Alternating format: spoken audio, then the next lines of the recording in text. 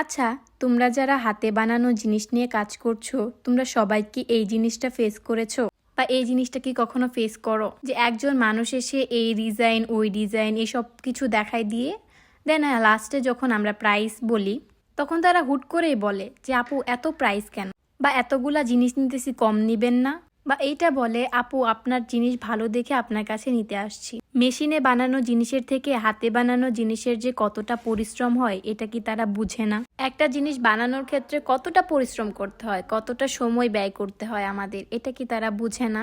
যাই হোক, তোমরা যারা হ্যান্ডমেড জিনিস বানিয়ে সেল করো অথবা নিজের জন্য বানাও, তোমরা অবশ্যই এই জিনিসটা জানো যে একটা জিনিস বানানোর জন্য কত ঘন্টা, কত সময়।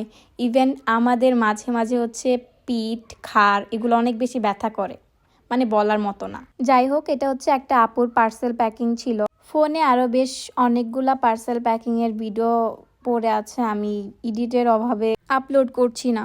সত্যি কথা বলতে সবসময় আনকমন থাকার চেষ্টা করি। দ্যাটস ওয়াই যখন আমার একটা জিনিস বা বিজনেস স্টাইল এগুলা যখন অন্য কেউ করে বা অন্য কারো কাছে দেখি, তখন হচ্ছে আমার সেই জিনিসটার প্রতি আকর্ষণ কমে যায়, ইচ্ছা কমে যায়। তো অ্যাজ ইউজুয়াল আমার তখন মনে হয় যে না, আমার অন্য কিছু করতে হবে, অন্যভাবে ফিরে আসতে হবে। তো অ্যাকচুয়ালি অন্যভাবে ফিরে আসার জন্যই এখন বিজনেস আপাতত আমি আস্তে আস্তে করছি। Thanks for watching.